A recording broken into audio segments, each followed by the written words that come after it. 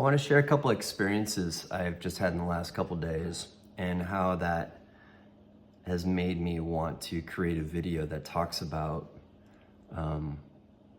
people's responsibility when it comes to providing any form of advice or guidance pertaining to another's spiritual path, however you want to determine that.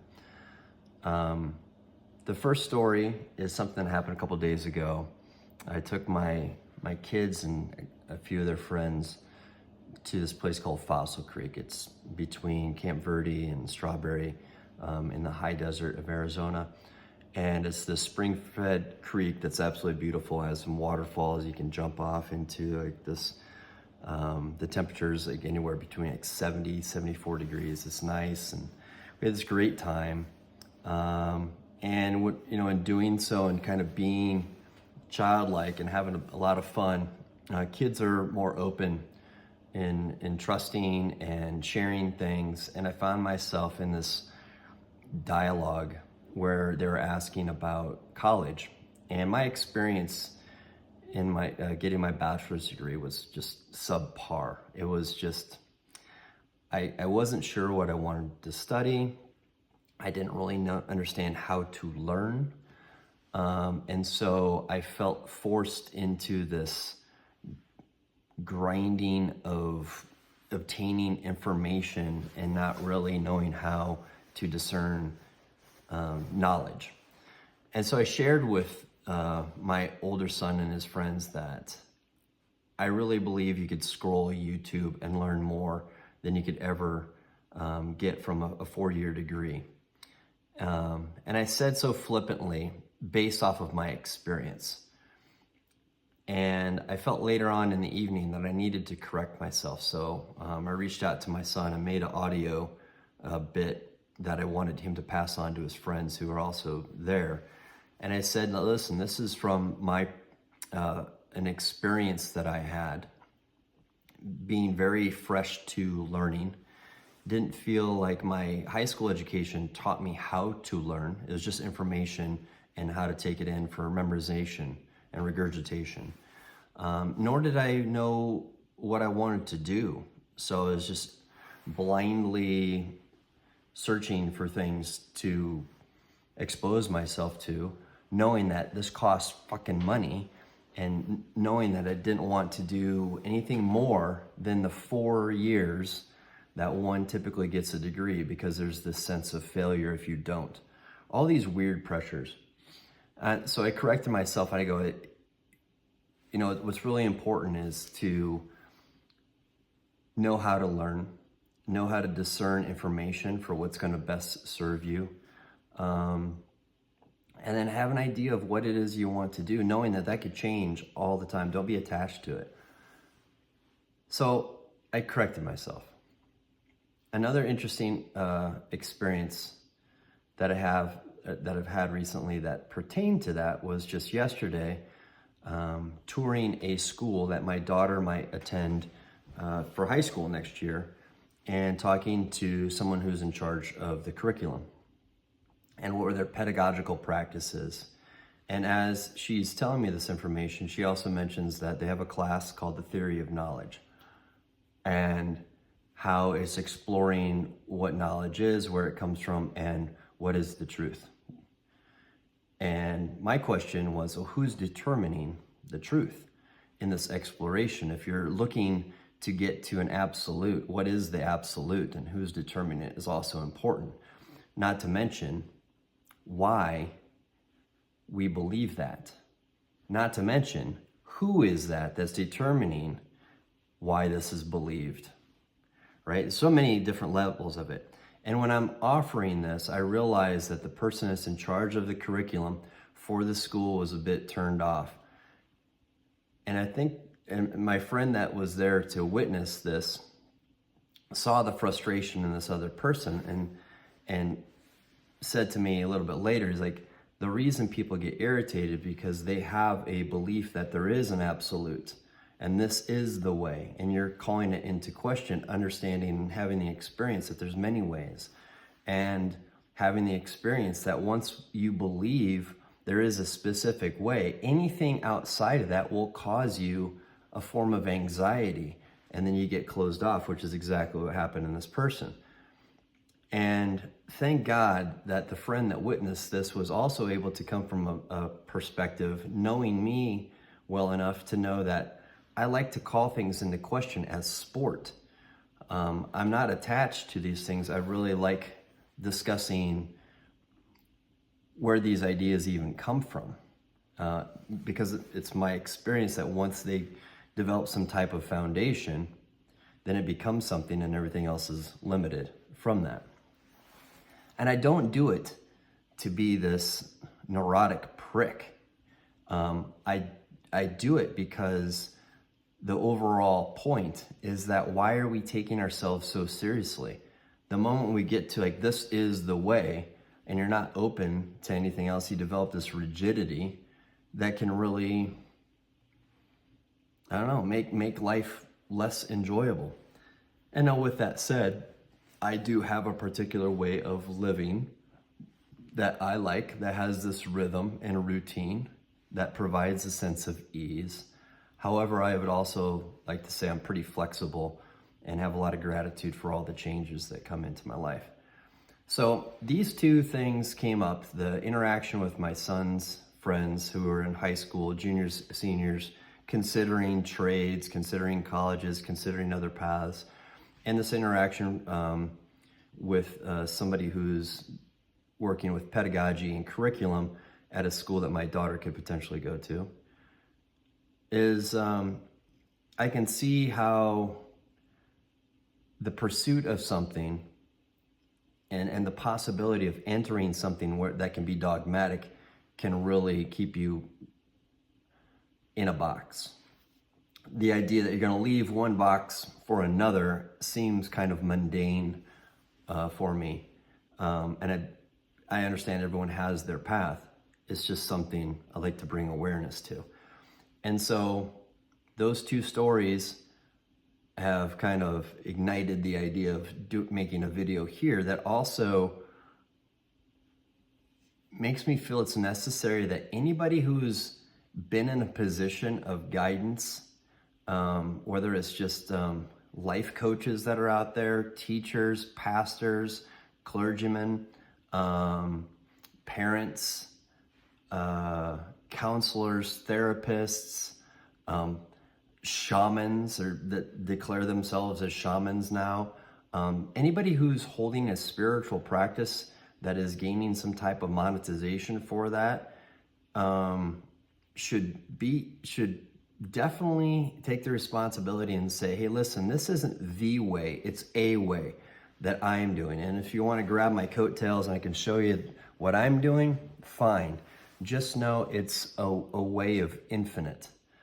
And the moment you can develop your own, but the moment you do, you might establish some type of rigidity that again puts you into a box. This spiritual responsibility, I think, has some layers to it. First off, as we see like this level of consciousness that's heightening around the world, and I want to be clear to not designate this level of consciousness as being a hierarchy, because then there becomes posturing and ego and all of that type of establishment type shit. It's just a fact that people are kind of awakening, right? But as people awaken, it's like they get this taste of something that is different, and they attach it being good or better than their previous life. And it's just another level of a vibration. But the attachment to that betterness then makes people want to seek their best life.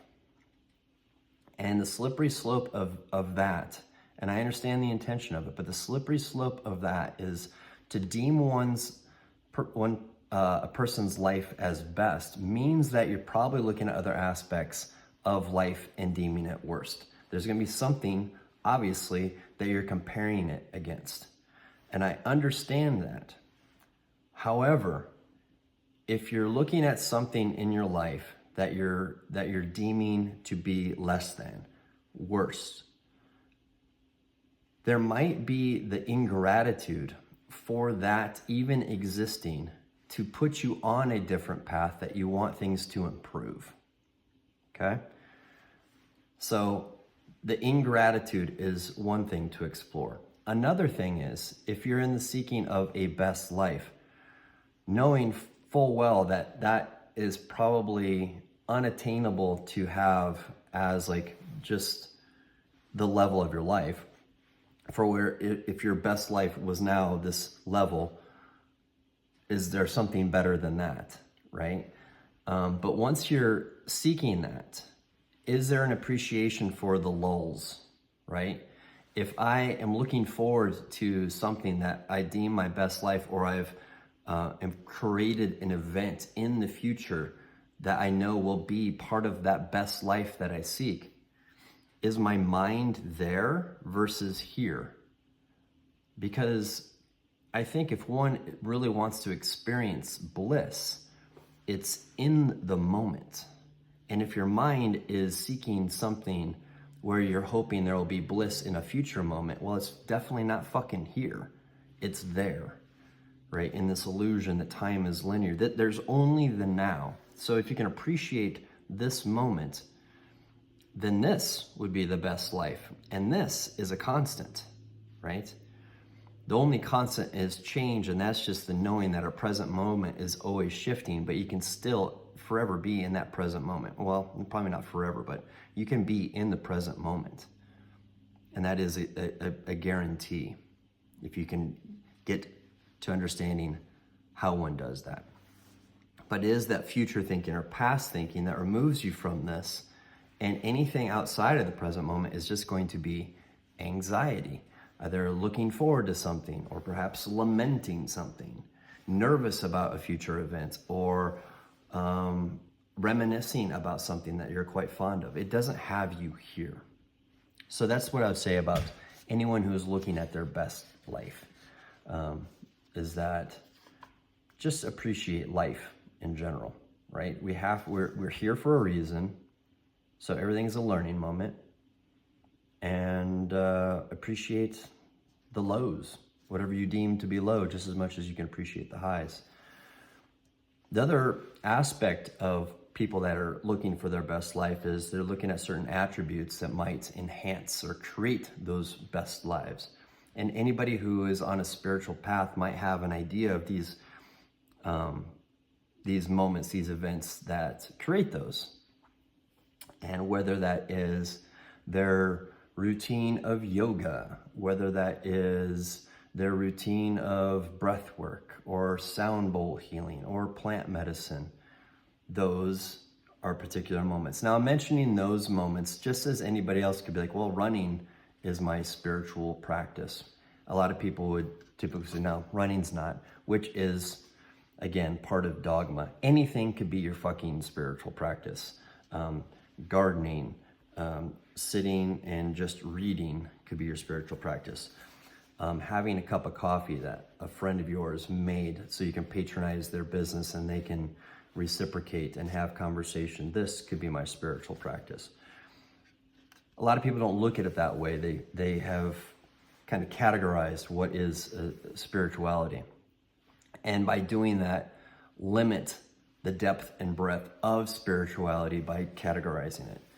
And the people that go into these things, the breath work, the yoga, the sound bowl healing, the plant medicine, then are attributing their best life to these practices that they call spiritual and call ceremony. So now what you've done is divide your regular life from your spiritual life. It's all one. It's all one.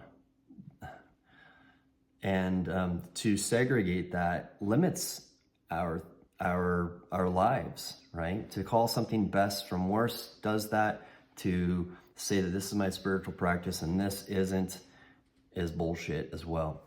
All things are ceremony. Right here is ceremony. That here is sacred. The sharing of my human experience, as authentic as I want it to be, I know it is limited because I'm being viewed and there is some type of role that I'm offering, people that are watching this. I'm aware of that. I'm trying to be as authentic as possible. But having that said, everything is ceremony. Everything is sacred because it's here under what we call heaven. The receipts I have to give my finance officer for the school I work to account for a trip I've taken. The fucking tarot cards that are sitting here at my house. The puppy prints from my dog going in and out of outside and tracking mud in my house. It's all sacred. It's all part of my experience. So isn't time with friends. So isn't a plant medicine journey. So isn't watching my son play soccer. So isn't traffic. Everything is. And the moment we start segregating and creating dogma is the moment we create another fucking box. And the idea would be to not enter one. Now, all of this is a lot easier said than done. But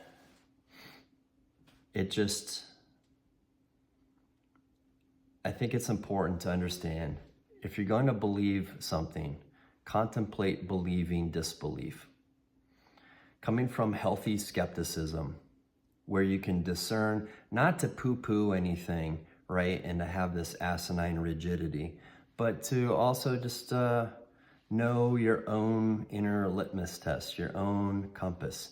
And your compass is going to have a vast range, and accepting wherever direction you're going is part of the path, and it doesn't have to be so finite.